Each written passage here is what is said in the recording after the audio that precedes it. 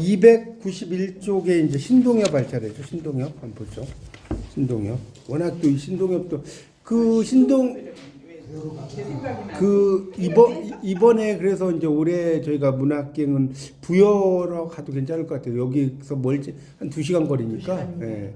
여기 신동엽하고 이제 궁남지하고 여러 개 있어요. 선화공주. 하여튼 보시죠. 291쪽 왼쪽부터 좀 볼게요. 신동엽은 거기서부터. 자, 여기서 보면 신동엽도 무슨 시라고 그랬죠? 참여시. 예, 참여시예요. 참여시 2명 바로 연속으로 지금 이어지는 겁니다. 김수영에 이어서. 자, 그래서 여기 보면 그는 민중적 자기 긍정을 토대로 민족과 향토의 서사시적 과거를 이렇게 이야기합니다. 그래서 그 여러분 꼭 알아두실 것은 신동엽의 시는 긴 시들이 많아요. 서사시가 많아요. 신동엽의 시는. 그러니까 이 신동엽이 역사를 또 전공했어요. 신동엽 전공이. 사학과에 사학과. 그러다 보니까 역사와 관련된 게 되게 많다. 이렇게 좀 알아두시면 좋을 것 같고요. 그래서 이제 그런 전경인의 역사적 가치와, 그러니까 이 박갈경자잖아요. 이 전경이니까. 그러니까 전경인이라는 게 오로지 이제 밭을 가는 사람이죠. 역사적 가치, 미래적 가능성 이런 것을 이야기하고요. 그래서 이제 뭐 그런 그 인간형, 전인적 인간형을 의미한다라고 설명을 하고 있고요. 그 다음 단락으로 가보면, 그래서 독자는 신동엽이 전경인과 세종의 세계를 기초로 특정 권력과 이익 집단에 의해 주도되는 산업화와 분단의 현실 아래에서 뭐 민중 중심의 민족 공동체, 여기 좀 밑줄 좀 쳐놓으세요. 두 번째 단락의 둘째 줄 끝에 민중 중심의 민족 공동체를 재현하고, 거기 개관 보고 있어요. 개관 꿈꿨는지. 그러니까 민중을 중심으로 하는 그런 걸 강조했다는 거 이해를 좀 하시면 좋을 것 같고요. 그 다음에 이제 신동엽의 시에서 그 밑에 보면 살펴보는 이유이다. 네 번째 줄 끝에 있죠. 첫째. 거기 첫째, 둘째 거기 볼게요. 그래서 이제 기층민, 그러니까 기층민이라고 하는 것은 이제 뭐 하층민이나 똑같아요. 기층민. 네, 토속어, 그들의 생활과 정서를 풍요롭게 담아낸 언어. 이런 것을 이야기를 하고 있고요. 그런 언어들을 이제 신동엽 하면 여러분이 그 유명한 시가 뭐예요? 신동엽 하면? 아, 이거 되게 유명한 시 모르시는 거. 껍데기는 가라라는 시 알아요? 그게 신동엽 시잖아요. 껍데기는 가라. 그 시가 신동엽 문학관에 가면 여기 잠깐 볼까요? 304쪽 보세요. 304쪽. 304쪽. 거기 절대 과거로의 귀환과 잃어버린 역사에 회복해서 껍데기는 가라라고 있지 않나요? 4월도 알맹이만 남고 껍데기는 가라. 아, 되게 유명한 시입니다. 다른 거는 몰라도 여러분이 요 세 줄은 알 거예요. 껍데기는 가라. 4월도 알맹이만 남고 껍데기는 가라. 이렇게 해서 나오는 그 유명한 시입니다. 나중에 이제 설명을 좀 하겠습니다.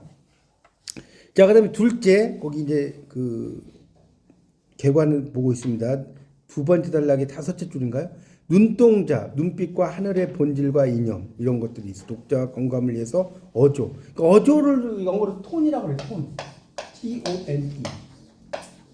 아, 우리도 그러잖아요. 무슨 톤 이런 말 쓰지 않나요? 무슨 톤으로 이야기한다? 이게 T-O-N-E예요. T-O-N은 1톤, 2톤 할 때 톤이고, 어조라고 할 때는 톤이라고 할 때 T-O-N입니다.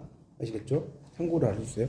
그래서 이제 공감을 위해서 어조와 태도 이런 것도 이제 이야기를 하고요. 그 다음에 이제 그런 충만한 세계 이런 것을 가지고 이야기를 한다는 겁니다. 그런 의미로 이제 볼 수가 있습니다. 뭐 그런 알맹이와 이야기들을 그 정도 이해하면 될 것 같아요. 그 정도. 자, 그래서 291쪽부터 이제 볼게요. 작가의 소개를 보면 신동엽은 부여에서 태어나요. 거기 첫째 줄 나오죠. 1930년생이고 뭐 이제 누구 사이 그것까지는 몰라도 됩니다. 하여튼 태어났는데 농부의 집안이었어요. 신동엽 집안 자체가. 그래서 이제 아까 전경인이란 말도 그런 의미로 썼는데, 그래서 이제 뭐 국민학교 졸업하고 그다음에 쭉 내려가다가 전주사범학교 입학했다 이런 말 나오죠. 15일간 일본에 다녀온 다음에 그때 이제 노자, 장자, 김소월 이런 걸 막 읽어요. 노자, 장자, 김소월, 정주영, 뭐 신석정. 여러분 신석정 시인이 어디 출신인지 아세요? 신석정. 부안에 가면 그 신석정 시인이 있어요. 그러니까 이 신석정 시인이 약간 한국의 뭐 도연명 같은 시인이에요. 그래서 그 어머니 당신은 그 먼 나라를 알으십니까? 뭐 이런 것도 쓰고 하여튼 그런 시인입니다. 그리고 이 엘리엇은 T.S. 엘리엇을 가리키는 거예요. T.S. 엘리엇.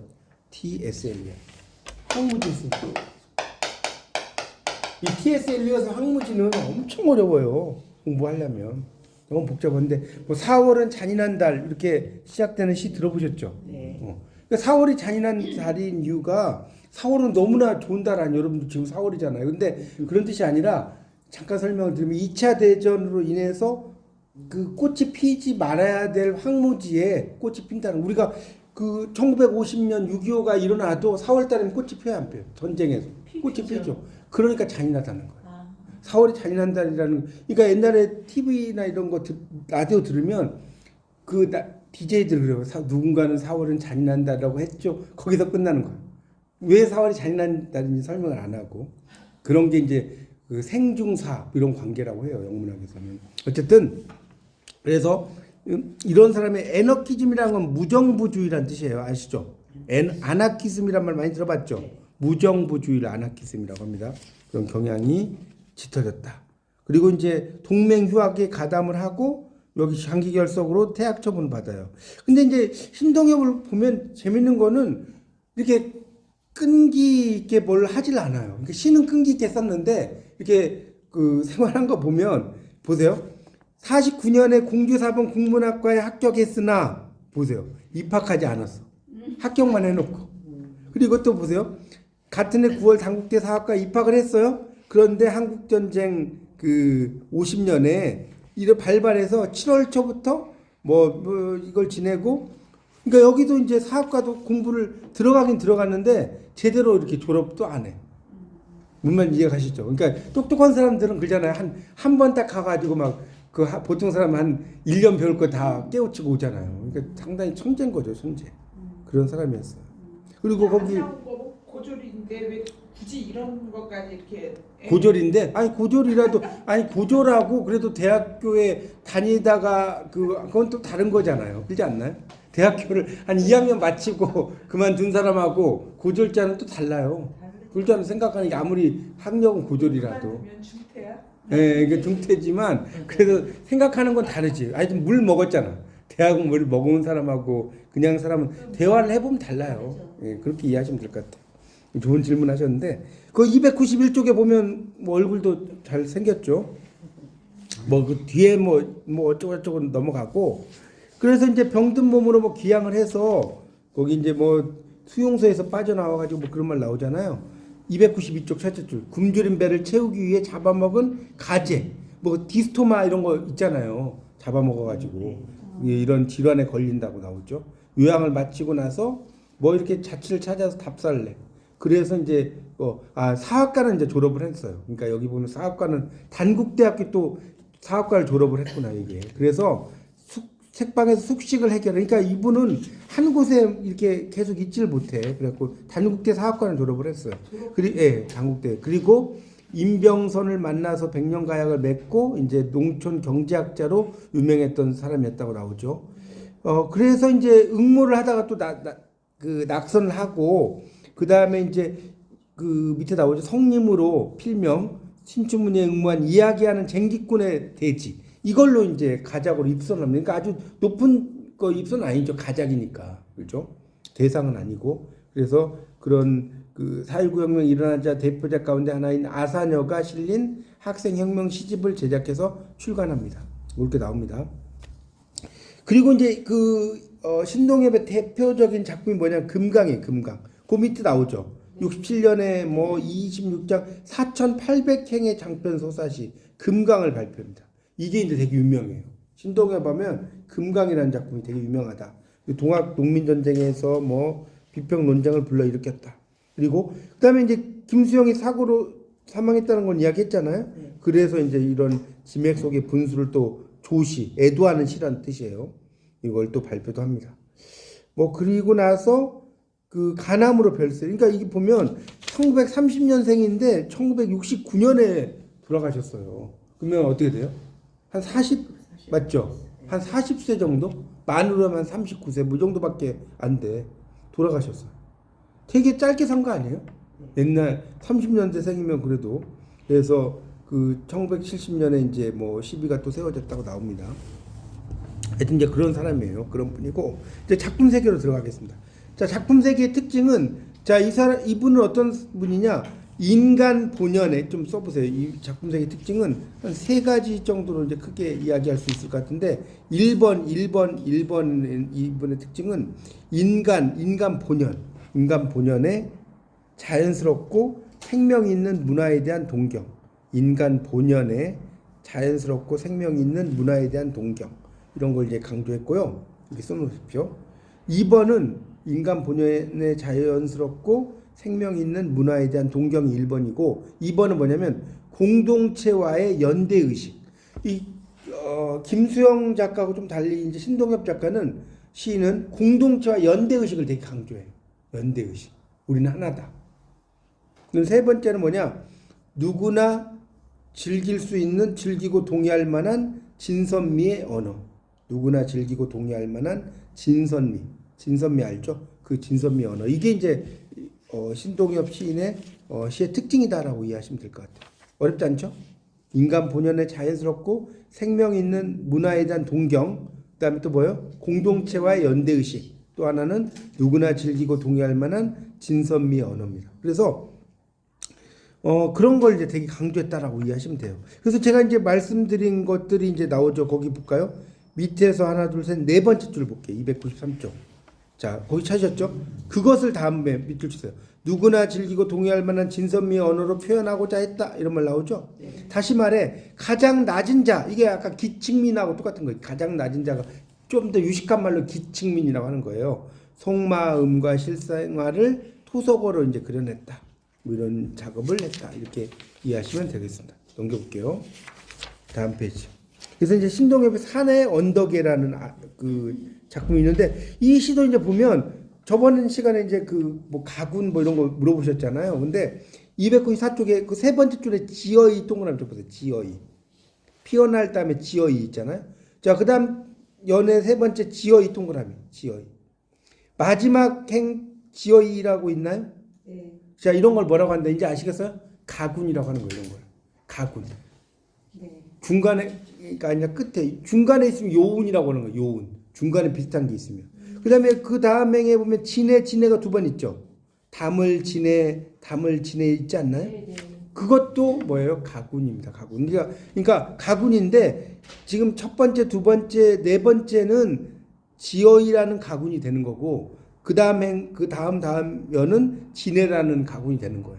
무슨 말이겠죠? 가군으로 이제 이렇게 이루어져 있다 이렇게 이해하시면 될 것 같습니다. 자, 294쪽. 그래서 이제 정지용이나 김소월의 시를 많이 읽었대. 누가? 신동엽이. 그래서 자, 이제 이건 뭐 다 공부했으니까 밑줄 쳐보세요. 김소월이 그 두 번째 줄. 견딜 수 없는 이별과 상실의 정한을 민족적 전통의 가락으로 노래했다면 밑줄 쫙 치세요. 정지용은 자아의 고유한 내면을 낯선 감각과 잘 조직된 시형을 통해 담백하게 그려냈다. 김소월은 이별과 상실의 정한을 민족 전통에 가라. 그래서 민요시인이라고 하잖아요. 민요시인. 네 글자로 하면. 정지용은 낯선 감각이 정지용의 시는 제가 전에 이야기했죠. 영문학을 정지용이 전공을 했기 때문에 서양 이미지가 되게 많아요. 그래서 그 뭡니까? 그런 도회지적인 이미지와 시골의 이미지가 두 가지가 연결된다고 기억나세요?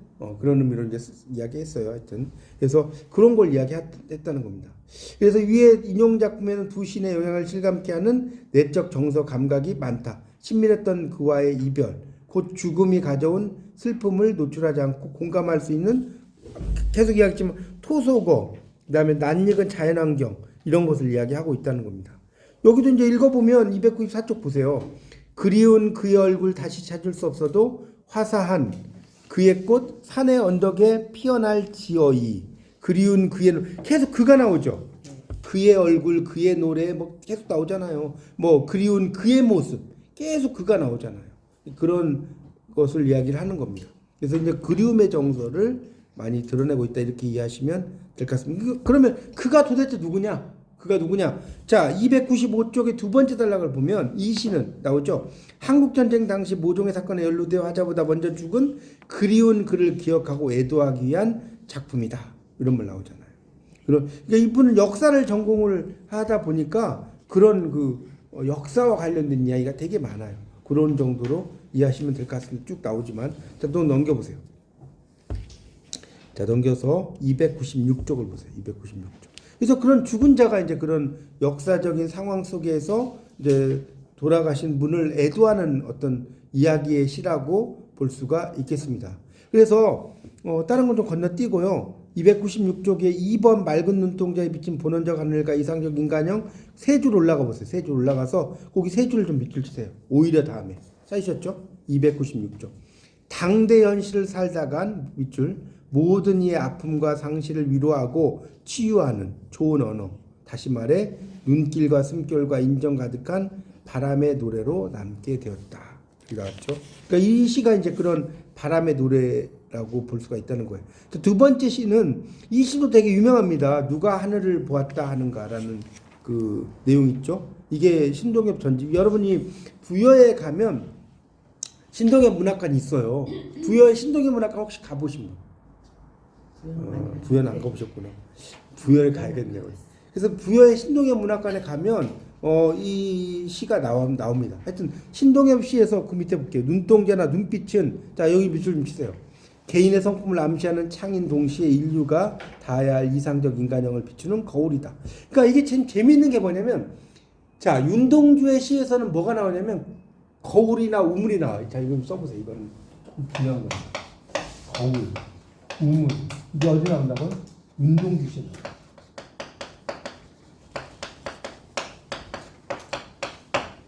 윤동주 시에 막 읽어보세요. 거울, 우물 나오죠. 윤동주 시에서는. 그러니까 이런 것들이 자아성찰이죠. 제가 윤동주의 시의 특징이 자아성찰과 부끄러움의 미학 기억나요? 제가 했었는데 네, 그런 의미인과 똑같은 거예요. 근데 이 신동엽 시인은 눈동자나 눈빛을 뭐 눈은 그 마음의 창이다 이런 말 하잖아요. 안자 심지 창이하라 한자로 그러잖아요. 눈은 마음의 창이다. 그래서 이제 이런 이 영혼의 눈동자 이런 눈동자를 이제 이 신동엽 시인은 많이 이야기하고 있다. 그렇게 좀 이해를 하시면 됩니다.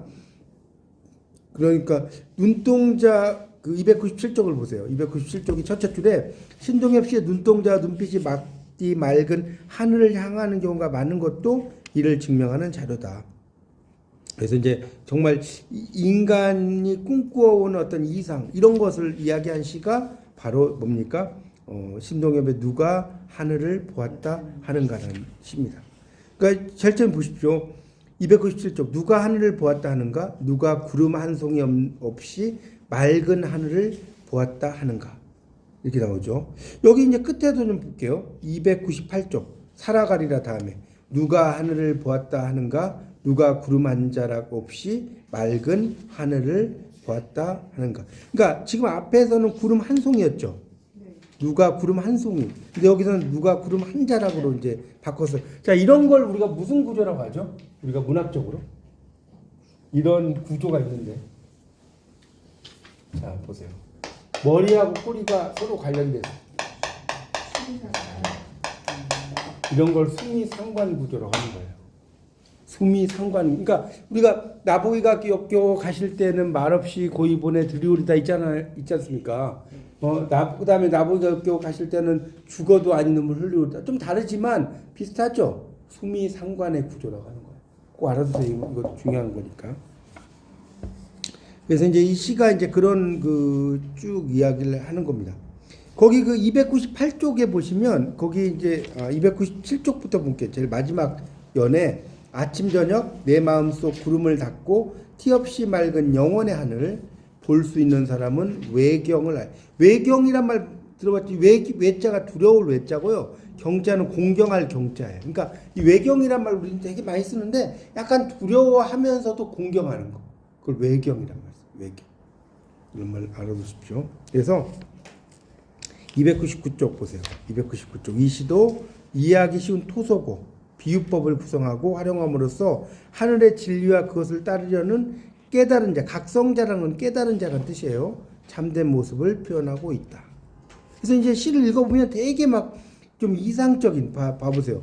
몇 번이고 반복되는 맑은 이 시 읽어보면 맑은 하늘 계속 나와요. 그렇죠?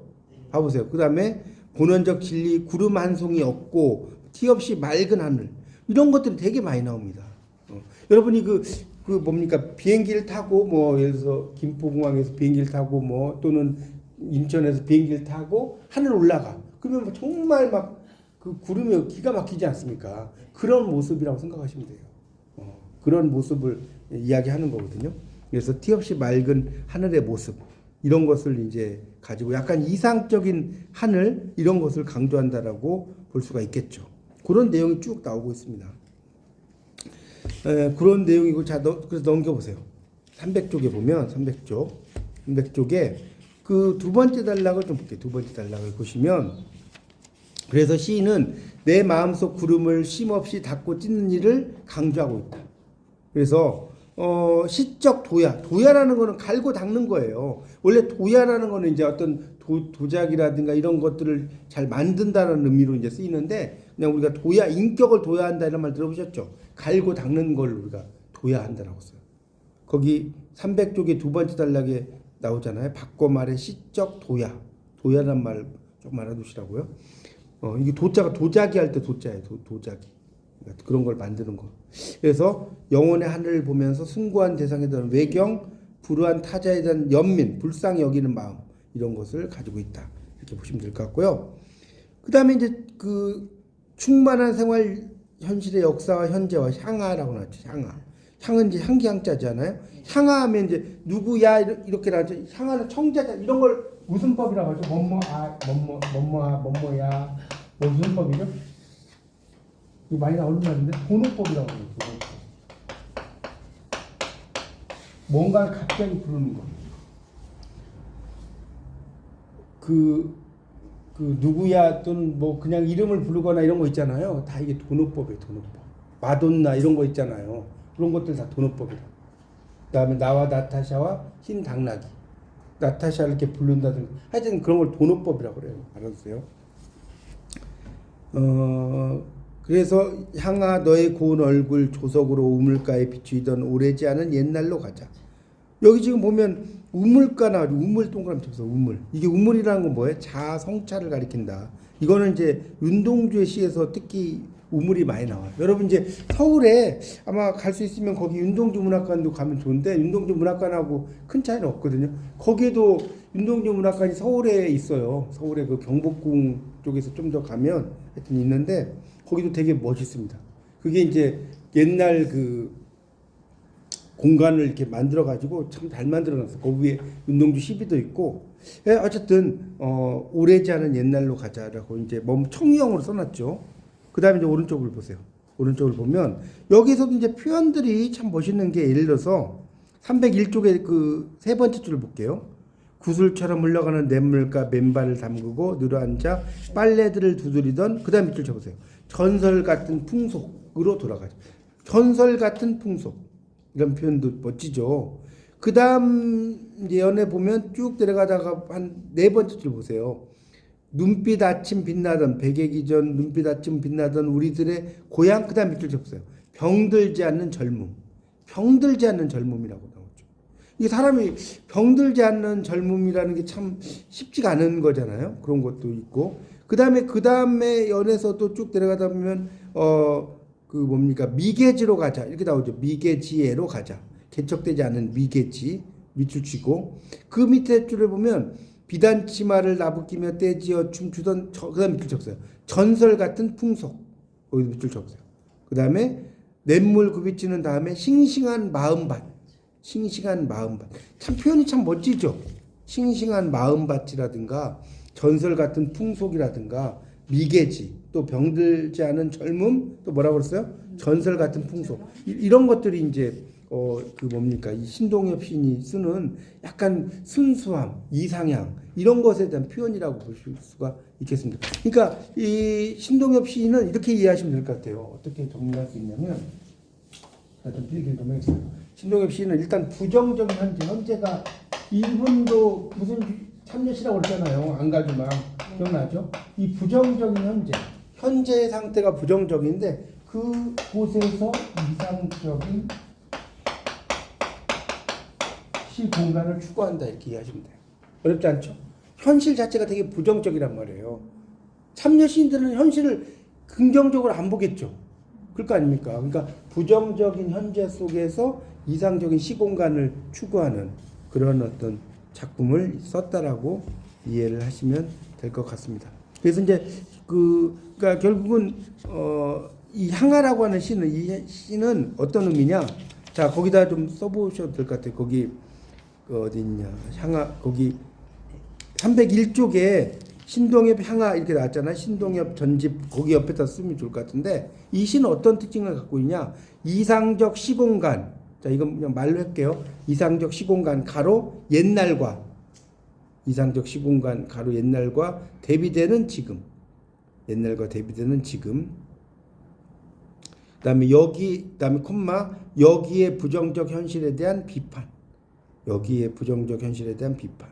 그러니까 신동엽은 지금 현실 자체가 부정적인 현실이라고 그랬죠. 부정적인 현실을 비판하면서 이상적인 시공간 이런 것을 이야기하는 거예요. 그런 것들이 이제 신동엽의 생각이다. 그러니까 우리가 어떻게 보면 백석의 시의 특징하고 좀 비슷하죠. 제가 백석을 무슨 시인이라고 해서 기억나십니까?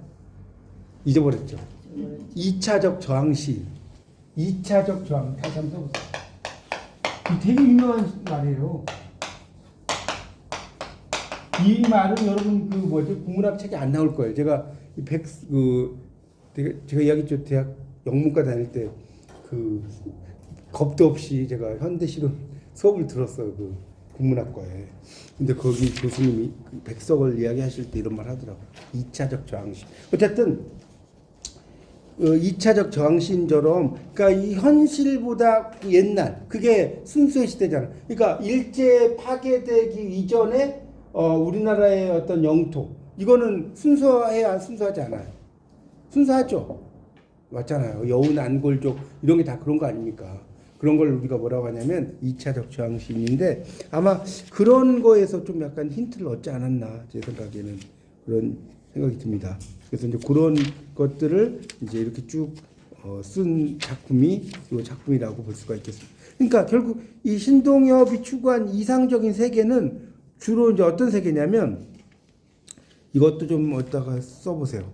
거기 그 303쪽의 위쪽에다가 좀 써보시면 좋을 것 같은데 신동엽이 추구한 이상적 세계 303쪽 위쪽에다 좀 써주시면 좋을 것 같아요. 신동엽이 추구한 이상적 세계는 뭐냐?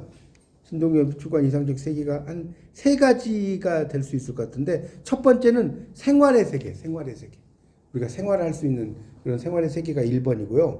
2번은 만인, 모든 사람, 만인이 에브리맨이잖아요. 모든 만인의 평화와 평등을 보장하는 세계. 만인의 평화와 평등을 보장하는 세계. 이게 이제 2번이고요. 만인의 평화와 평등을 보장하는 세계. 3번은 말 따라오시겠죠? 네. 개인의 자율성과 독립성이 보장되는 열린 공간. 개인의 자율성과 독립성이 보장되는 열린 공간. 이렇게 세 가지로 이야기할 수 있습니다. 자, 쓰셨죠? 첫 번째는 다시 생활의 세계. 두 번째는 만인의 모든 사람의 평화와 평등을 보장하는 세계. 세 번째는 개인의 자율성과 독립성이 보장되는 열린 공간. 이런 정도로 이해하시면 돼요. 그래서 이 향하라는 시에서 제가 아까도 좀 설명을 드렸지만 역사적인 것들을 상당히 이제 많이 이 사람은 사학을 전공을 했으니까 역사적인 이야기를 많이 했다라고 보시면 될 것 같고요. 303쪽을 303쪽. 303쪽을 보시면 다른 건 좀 여러분 읽어보시고 두 번째 단락을 좀 볼게요. 물론 다음에 찾으셨죠. 향하는 가치화된 옛날의 내면적 비유물인 싱싱한 마음밭에서 벌어지는 전설 같은 풍속의 가치만을 기계적으로 주장하지 않는다. 산업화 이전 세대라면 누구나 경험했을 법한 농촌 공동체의 풍경을 재현함으로써 민족의 시초와 절정을 이루는 옛날의 구체성을 확보하는 데 성공한다. 그러니까 이런 어떤 그 옛날이라고 하는 것 자체를 이상적인 세계 이렇게 본다는 거예요. 현대 이런 그 독재의 시대 이런 게 아닌 시대니까 이상적으로 볼 수 있겠죠. 요컨대 요약하자면 진보적 역사의식, 현실주의적 상상력을 결합해서 평등하고 조화롭던 생활의 세계의 풍경으로 증폭시켰다. 이렇게 나오고 있습니다. 그 정도로 이해하시면 될 것 같아요. 자, 그다음 이제 껍데기는 가라. 신동엽 시 중에 하나만 골라라면 뭐예요? 껍데기는 가라예요. 여러분이 아마 이건 많이 들어봤을 거예요. 껍데기는 가라라는 시가 되게 유명한 시라고. 그래서 이 시도 보면 껍데기는 가라가 계속 반복됩니다. 그렇죠? 봐보세요. 304쪽 보면 한 껍데기는 가라 몇 번 나오나 볼게요. 1행에 껍데기는 가라 밑줄 쳐보세요. 3행에 또 껍데기는 가라. 또 4행에 껍데기는 가라. 껍데기는 가라 다 밑줄 쳐보세요. 얼마나 많이 나오나. 한 몇 번 나와요? 한 번, 두 번, 세 번, 네 번, 다섯 번, 6번 나오는데? 그죠? 6번 나오죠? 예. 쭉 봐보세요. 예. 이렇게 많이 나와요. 껍데기는 가라가. 그러니까 결국은 4월도 알맹이만 남기고 껍데기는 가라 이렇게 나오는데, 자 보세요. 여기 이 305쪽 보면 설명드릴게요. 신동엽 문학에서 신선하고 지혜로운 눈빛을 가진 이상적 인간형 전경인. 그러니까 아까 경자가 밭갈 경자라고 그랬죠. 전경인은 도구적 이성에 바탕한 분업주의를 벗어나서, 그러니까 쉽게 말하면 농부라고 보면 돼요. 전경인이란 말은. 그렇죠. 그런 그 밭갈고 길쌈 뭐 이런 걸 하는 그런 사람을 이야기한다는 겁니다. 그렇게 보시면 되겠습니다. 그런 정도로만 여기서는 이해하시면 될 것 같아요. 밑에는 넘어가도 될 것 같아요. 그래서 거기 306쪽으로 가보면 306쪽에 보면 306쪽에 보면 거기 둘째 줄에 보세요. 4.19 혁명에서 아사달 아사녀의 세계로 거슬러 올라가는 이 시는, 그러니까 그렇죠? 4.19 혁명이라는 게 이제 문제잖아요. 그래서 이 전경인 아까 농부라고 했잖아요. 완성, 차수성을 넘어서는 원수성, 귀수성. 그러니까 다 옛날로 돌아간다는 거예요. 다 귀수나 원수가 이런 통합 과정을 보여준다. 새로운 땅을 상상하고 창조하는 전경인의 생각, 사유는 생각이죠. 상상력 이런 게 껍데기와 알맹이의 대비를 통해서 이야기하고 있다는 거죠. 그러니까 그 쓸데없는 어떤 뭐랄까 외적인 형식 이런 틀 이런 거 다 벗어나라는 거예요. 껍데기라는 것이 알맹이라는 건 너의 어떤 내면의 모습 뭐 이런 의미로 이해하시면 됩니다. 그 껍데기하고 알맹이라는 것은 우리가 너무 외적인 뭐 이런 그 뭡니까 그 겉만 화려한 사람 있잖아요. 그렇죠? 그런 것보다 순수한 내면 이런 게 더 중요하다. 뭐 이런 걸 이야기한다고 보시면 될 것 같습니다. 그래서 이제 그런 것들을 이제 전경인이라고 이제 그 신동엽 시인이 계속 표현하고 있다. 이렇게 좀 이해하시면 될 것 같습니다. 전경인이라는 거. 그래서 거기 그 307쪽을 보시면 307쪽입니다. 거기 보시면 그 마지막 단락을 좀 볼게요. 마지막 단락을 보면 야만화된 문명을 극복하기 위해서 조화롭고 통합된 인격체 전경인 계속 전경인이란 말 나오죠. 신동엽 시에서는 전경인이 되게 중요하다는 거예요. 그런 것들을 알아두시면 좋을 것 같고요. 뭐 다른 건 좀 건너뛰겠습니다. 그런 순수의 의미 이런 걸 강조한 시. 그 다음에 이제 종로 5가가 308쪽에 나와요. 308쪽에 신동엽의 종로 5가 지금도 종로 5가 광장시장 맞죠? 네. 종로 5가 엄청 먹을 거 많은 종로 5가 있잖아요. 거기 많이 그렇죠. 네, 맞아요. 그 이제 종로 5가 생각하시면서 한번 보시면 좋을 것 같아요. 볼까요? 이슬비 오는 날 308쪽입니다. 종로 5가 서시 오판 옆에서 낯선 소년이 나를 붙들고 동대문을 물었다. 하면서 이제 쭉 이야기를 하고 있습니다. 근데 이제 여기 보면 한 11시 반 통금에 쫓기는 옛날 통금이라는 게 있었잖아요. 여러분도 그런 시절 있으셨죠? 12시부터였죠. 12시 몇 시까지였죠? 그냥 아침 한 6시인가 7시 기억도 가물가물하네. 전 하여튼 있었잖아요. 그 통금을 이야기하는 군상 속에서 죄 없이 크고 맑기만 한 그 소년의 눈동자 뭐 이런 것도 이야기하면서 국민학교를 나왔을까 새로 사시는 운동화는 벗어풀고 그 소년의 등허리에서는 먼 길 떠나온 고구마가 흙 묻은 얼굴들을 맞붙이며 저희끼리 비에 젖고 있었다. 표현이 참 멋지죠. 고구마가 이렇게 비에 젖고 있었다라든가 이런 거. 충청북도 보은 속리산 아니면 전라남도 해남 땅 어촌 말씨였을까. 가로수 하나를 걷다가 되돌아섰다. 그러니까 그 신동엽 시인의 시를 이렇게 보면요, 되게 막 서사적으로 쓰는 것이 보여요. 물론 껍데기는 가라 같은 건 되게 짧은 시죠. 짧은 시고 아까 말씀드렸죠, 금강이라는 시는 엄청나게 긴 대소사시예요. 역사를 전공하다 보니까. 근데 이 시는 이제 뭐 아주 큰 뭐 시는 아니지만 그래도 중요한 그런 뭐 시라고 볼 수 있습니다. 자, 310쪽에 보면 그래서 거기 밑에 보세요. 종로 5가는 단독 시편이면서 장편 서사시 금강이라는 시가 엄청 긴 시라고 그랬잖아요. 그것의 후화 뒤에 쓴 시라로 올라온 부분 시편이다. 그래서 종로 5가 폭넓게 이해하려면 금강에 대해서도 알아야 된다. 금강의 밑에 둘째 줄 핵심적 사건은 반제 반봉건의 깃발 높이든 여기 좀 밑줄 좀 쳐놓으세요. 금강의 밑에서 둘째 줄 핵심적 사건은 반제 반봉건의 제국주의에 반대한다는 거예요. 봉건주의에 반대한다는 거죠. 동학 농민운동이라는 거예요. 동학 농민운동 모르시면 없잖아요. 주인공은 누구예요? 최재우 맞죠? 전봉준 등의 실존 인물이라는 거예요. 실존 인물. 그래서 용담 유사 뭐 이런 거 있지 않나요? 나중에 아직 공부 안 하셨나? 용담 유사 이런 게 있어요. 용담 유사라는 게 뭐냐면 삼국유사 뭐 이런 것처럼 용담이라는 말이 참 재밌어요. 용이 사는 연못이에요. 용이 사는 연못. 용은 임금이죠. 용은 임금 아닙니까? 용의 눈물. 그렇죠? 자신을 그 동학의 임금이다. 이렇게 생각을 하는 겁니다. 이 제목부터 보면 용담유사라는 게. 어쨌든 실존 인물과 함께 맑은 하늘을 빛나는 눈동자로 우러보며 뜨거운 혁명의 의지를 다지는 가상인물 신한이이다. 이렇게 나왔죠. 주인공이. 그래서 이 인물이 시인의 분신, 또 다른 시인이라는 거죠. 동학 독민운동의 실패 위에 4.19 혁명의 좌절 이런 것을 겹쳐놨다는 거죠. 그렇게 이제 그래서 이 시는 이제 시인의 분신이면서 낯선 소년이 되는 거예요. 그러니까 처음에는 시인의 분신이었다가 그러니까 이렇게 쓸 수 있겠죠. 처음에는 시인의 분신이에요. 분신이라는 게 마늘 글자 뭉신자 아닙니까? 맞죠? 한자 쓰면 시인의 분신이었다가 이게 나중에 낯선 소년이 됩니다. 이런 모습을 이야기할 수 있겠죠. 시인의 분신이면서 낯선 소년. 자, 그렇게 이제 볼 수 있습니다. 그래서 이제 이 시를 쭉 읽어보면 이 신한이의 이야기를 하면서 어떤 자기의 뭐 하고자 하는 말들 이런 걸 적어놨다고 볼 수 있는데 거기 311쪽의 마지막 단락을 보세요. 이 시의 등장인물을 사회적 위상과 연결시켜 보면 시인이 말하고자 하는 시적 맥락과 의미를 찾을 수 있다. 자, 이촌향도 여러분 그 고등학교 때 그 뭡니까 지리 시간에 이 이촌향도란 말 안 들어봤어요?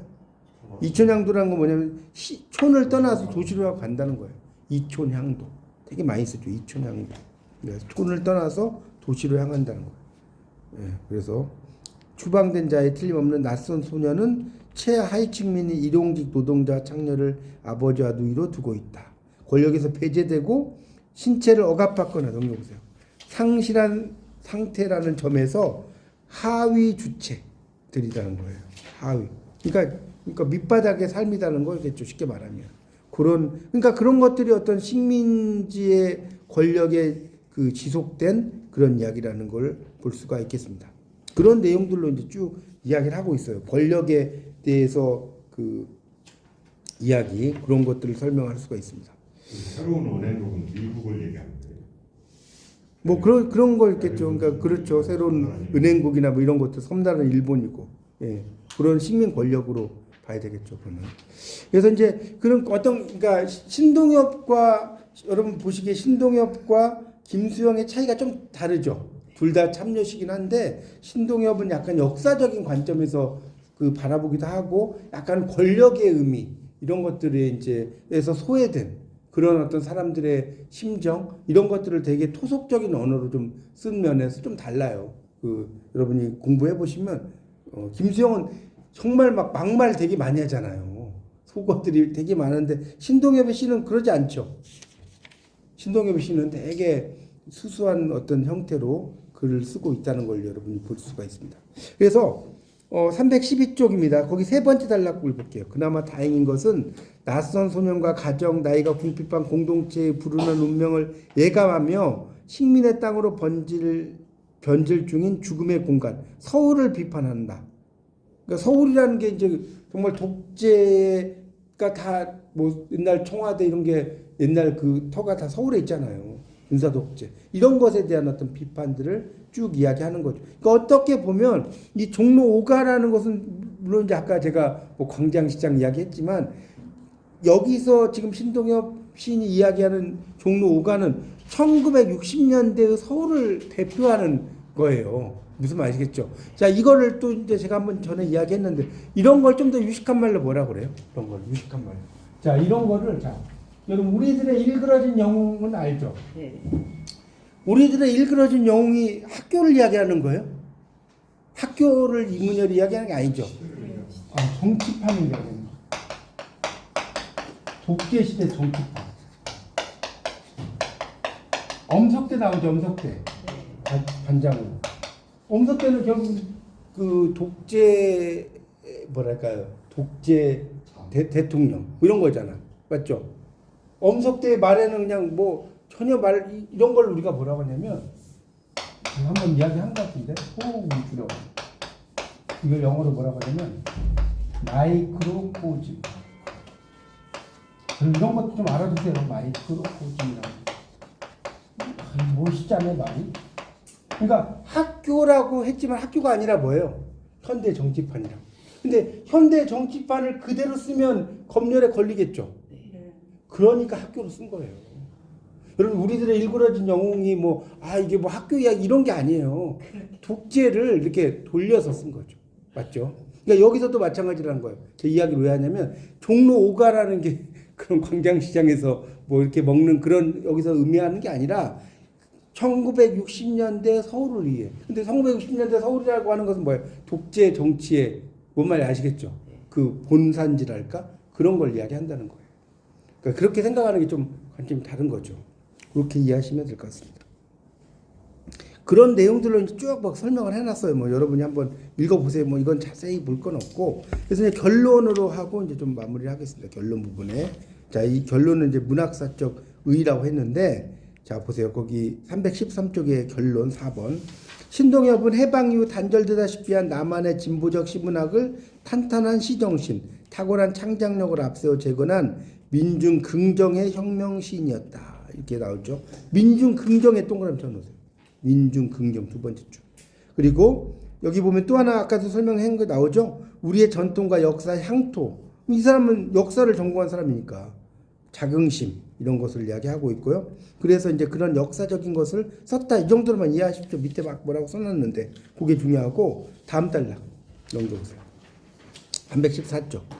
자, 그래서 이제 역사의식과 순수 민중의 자기 긍정 중립의 사상 알맹이 아까 4월도 알맹이만 남기고 껍데기는 가라. 기억나시죠?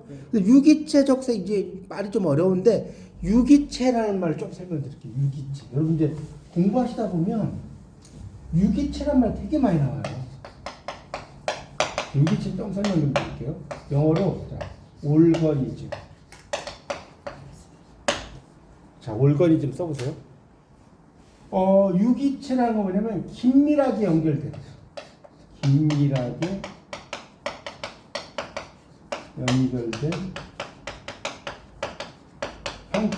쉽게 말해. 이걸 유기체라고 합니다. 유기적이란 말은 뭐겠어, 그러면? 유기적. 긴밀하게 연결된. 알겠죠? 여러분, 뭐 이게 공부하다 보면 유기적 이런 말 많이 나오지 않나요? 긴밀하게 연결된 이게 유기적이고, 유기체는 뭐라고요? 긴밀하게 연결된 형태. 우리가 유기농이란 말 쓰면 유기농, 긴밀하게 연결된 농업이라는 뜻이에요. 그래서 우리 올가라는 거 있잖아요, 올가. 그 무슨 그 가게 중에 올가 있어요. 잠실 이런 데 가면 그게 올게닉 팜. 그러니까 유기농 이런 의미의 올게닉에서 여기 올가를 쓴 거예요. 올가라고 있어요. 있죠. 하여튼 유기체라는 건 긴밀하게 연결된 형태라는 뜻입니다. 자, 그래서 여기 보면 유기체적 세계관 유토피아. 유토피아는 뭐라고 했어요? 이상향이라고 그랬죠. 왜 유토피아가 이상향이라고 했어요? 다시 한번 볼게요. 토피아가 뭐다? 섬이고 유는 뭐다? 네버예요. 유토피아는 결코 존재하지 않는 섬이라는 뜻. 여러분 이어도가 존재하나? 이어도가 있어요? 이어도 사나? 뭐 이런 거 있잖아요. 그 제주도 노래 이어도나 또는 뭐 그 플라톤의 이데아라든가 엘도라도라든가 또 도연명이 말하는 뭡니까? 그 무릉도원 있죠. 무릉도 들어봤잖아. 그거 다 없는 거예요. 실제 존재하지 않는 곳이. 이상향은 존재하지 않아. 우리 머릿속에 있는 거. 뭔 말 이해가세요? 그러니까 이상향은 유토피아는 없는 거예요. 없다는 뜻이에요. 있다는 게 아니라. 그렇게 알았어요. 토피아, 섬, 유는 뭐예요? 네버. 그러니까 우리가 토피아 관광 이렇게 무슨 여행사 보면 있는데 원래 섬만 다녀야 되는 거예요. 토피아 관광은. 근데 뭐 5만 대 다 다니지. 맞죠? 토피아는 섬이란 뜻이에요, 원래. 하여튼 그래서 이제 밑에 보면 여러 가지 이제 혁명, 서사, 생명 회복 이런 드라마, 이런 민주주의 이런 것들 막 쓰고 있다는 거예요. 뭐 그런 정도로 이해하시면 될 것 같고 이제 마지막이 되게 중요해요. 여기 마지막 단락은 전체 네모하고 별 3개 쳐놓으세요. 마지막 단락, 물론 그 단락 전체 네모 별 3개. 자, 이 부분이 아마 신동엽에 대해서 이제 그 결론적인 문학사적 의의가 나오면 여기서 나올 거예요. 자, 볼까요? 자, 물론 신동엽은 누구보다도 자, 그다음에 번호 100에서 1번 민족 전통의 토속어와 생활에 밀착된 정서의 발굴에 힘을 기울였다. 이거 제가 여러 번 말씀드렸어요. 토속어 생활 밀착된. 그다음에 그래서 이것을 자, 그다음에 그 2번이라고 쓰세요. 시적 혁명 앞에 2번 동그라미. 시적 혁명과 현실의 변혁이라는 열매로 뭉칠 수 있는 좋은 언어를 통해 시의 진실 뼈와 살. 자, 이게 바로 아까 다시 말씀. 껍데기와 알맹인 거예요. 그러니까 4월도 그래서 이 껍데기는 가라가 중요한 거예요. 신동엽은 4월도 껍데기는 남기고 알맹이 그렇죠? 알맹이만 남기고 껍데기는 가라 뭐 이런 거 나오잖아요. 하여튼 그런 거고요. 그 다음에 거기서 한 김수영이 시인을 두고 모더니즘의 해독을 너무 안 받은 사람 가운데 하나라고 평하면서도 모더니즘의 해독을 너무 안 받았다. 그러니까 자기의 어떤 그 뭐랄까 의지대로 막 써버렸다 이런 이야기죠. 그 해독을 안 받았다는 거는. 신동엽이야말로 그 다음에 그 3번이어서 3번 참여시에서 사상을 죽음을 통해 생명. 사상이라고 하는 것은 어떤 모양, 이게 사는 일사자고 이 상은 모양 상자거든요. 사상할 때 이 사상이라는 게 이 사상이 그 생각할 사자 누구의 사상, 공자의 사상 그 사상하고 달라. 그거는 이렇게 쓰는 거고요. 네.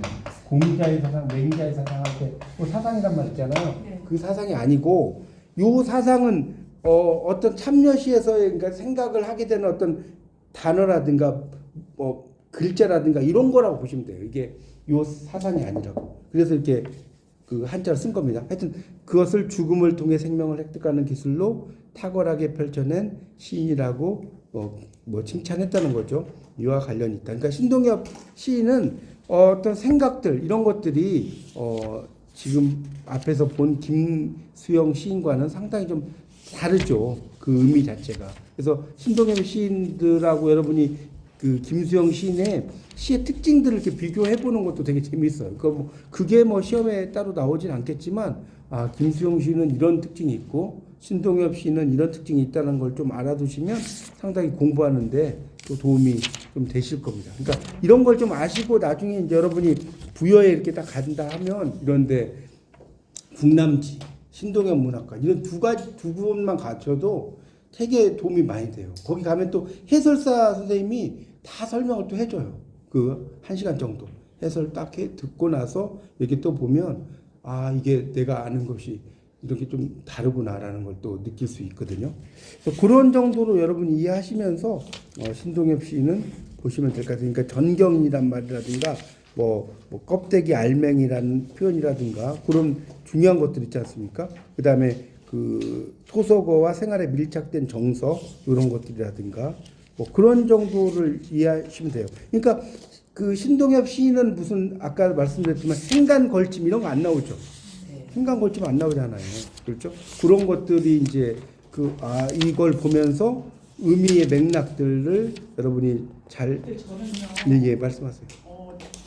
처음에 김소월 시인부터 시작을 해서 이렇게 시대적으로 어떻게 보면 이게 지금 뭐라고 그래요? 4.19에 뭐 이런 어떤 시인들까지 이렇게 공부를 지금 어떻게 그렇죠. 보면 이 과목 자체가 네. 현대시라고 네. 지금 이제 이렇게 배웠잖아요. 네. 근데 사실 막상 시를 쓰면 이를테면 요번에 저 대통령 탄핵 사건부터 시작해서 어떻게 보면 시대적인 상황이잖아요. 그래서 그렇다면 그런 어떤 것을 접목을 해서 이분들도 사실 시대적인 어떤 예. 예 그러한 어떤 표현을 어떻게 보면 뭐라고 해야 되나 시적으로 이렇게 표현을 했잖아요. 예, 예. 그렇다면 지금 이 시점에서 어떤 그런 내용거리를 접목을 관계를 시켜서 할 수 있는 뭐 할 수는 있는데 이제 뭐 지금은 이제 옛날보다는 좀 더 그런 시적인 자유라든가 이런 것이 없지 않은 시대인데 이제 과연 그런 것들을 또 없진 않긴 한데 그렇다고 해서 막 이렇게 또 쓴다는 것이 쉬운 일은 아니잖아요. 이게. 근데 저는 조금 네. 헷갈려요. 뭐가요? 조금 대체적으로 이렇게 산문시 요즘 시는 산문시가 대세다 이런 어떤 얘기를 많이 듣고 조금 이제 그런 거리를 좀 제가 이제 듣다 보니까 이건 과목으로서 제가 이제 이렇게 공부를 했잖아요. 예. 그렇다면 이 시인들의 그 뭐라고 해야 되나 시 사용 그에 남겼던 스타일식으로 시를 쓰는 것은 어떤 건가? 시인의 스타일식으로. 근데 그렇게 굳이 쓸 필요는 없을 거라고 봐요. 왜냐면 지금 물론 시대는 많이 달라졌거든요. 그러니까 그거는 이제 그 시대적인 어떤 그분들의 어떤 자기들 습관적인 것들을 쓰는 거기 때문에 또 뭐 여러분 그 쓰실 때는 나의 관점으로 이렇게 쓰는 것도 중요하지. 제가 볼 때는 그분들의 어떤 스타일대로 쓸 필요는 없을 거라고 봐요. 그러니까 그런 어떤 뭐 성향적인 걸 가지고 어떤 참여시적인 걸 쓰는 건 상관이 없는데요. 제가 볼 때는 그렇습니다. 그러니까 그거를 뭐 그분들의 뭐 성향을 그대로 만약에 그런 걸 쓴다고 하면 요즘에는 반드시 그걸 이제 처리를 해야 돼. 이런 건 누구의 시에서 어떤 내용을 가지고 왔다라든가 그런 표시를 반드시 또 해주셔야 되겠죠. 이해가시죠? 기소월 그 시대